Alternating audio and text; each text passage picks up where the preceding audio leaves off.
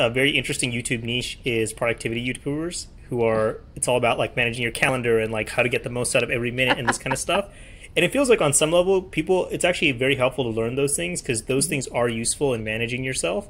Right. But then I realize I really do feel like in the near future, there's almost going to be this post-productivity movement that happens, which is exactly, which is okay. So you're doing all these things and you've optimized every minute, but for what? Because then at that point, there's like some bigger questions, and it's interesting. This is another one of those areas where on the internet you don't find much knowledge that's easily accessible around, well, what is beyond that? What is beyond maximizing your time and doing everything you should do?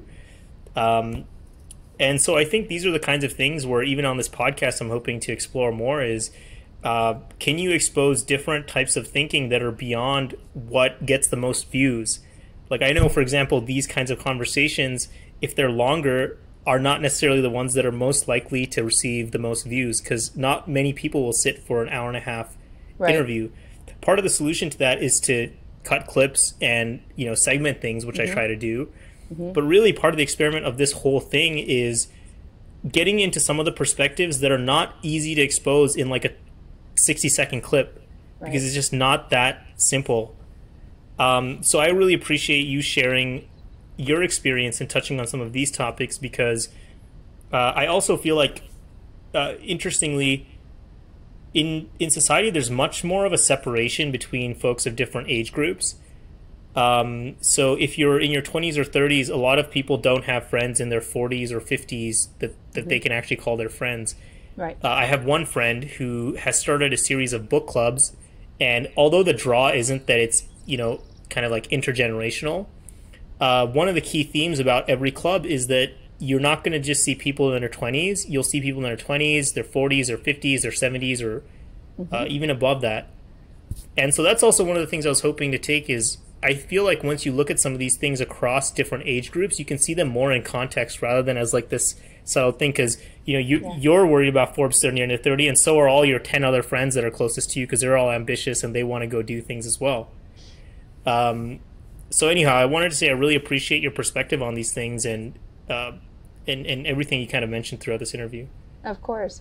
I was chatting with, just before this call, I had a chance to catch up with my team. We meet once a week. We're all remote, so we're across the United States. And I was asking people, what are you doing this weekend? And some will say, I'm not doing anything. And I remember one of them told me that his friend said, oh, if you're not doing anything this weekend, do you want to come over and do X, Y, Z? And he goes, no, I'm not doing anything this weekend, and that's what I'm trying to do. I'm trying to do nothing this weekend. I don't want to barbecue. I don't want to mow. I'm probably not even going to do my laundry. I want to do nothing this weekend. And there's a I don't know if it's an American thing, but to disvalue doing nothing. Nothing is good.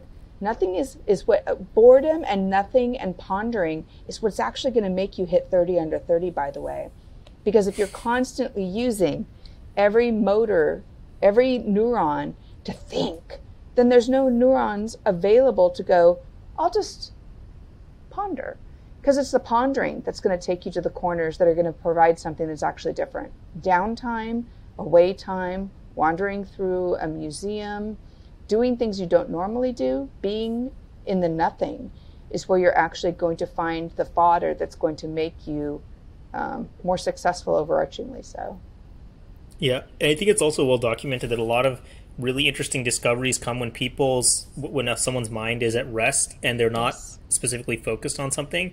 But I think one of the challenges is, especially if you have like a super powerful computer, so your phone in your pocket all the time, you can basically go for months if you wanted to without doing that. And one of our previous guests too, so he's a Zen priest at the San Francisco Zen Center.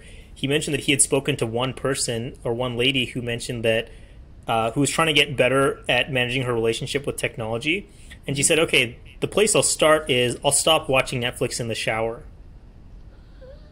And so what she had done was basically, it looks like, according to what Michael told me, she basically mounted some kind of like waterproof thing in the shower so she could keep watching that.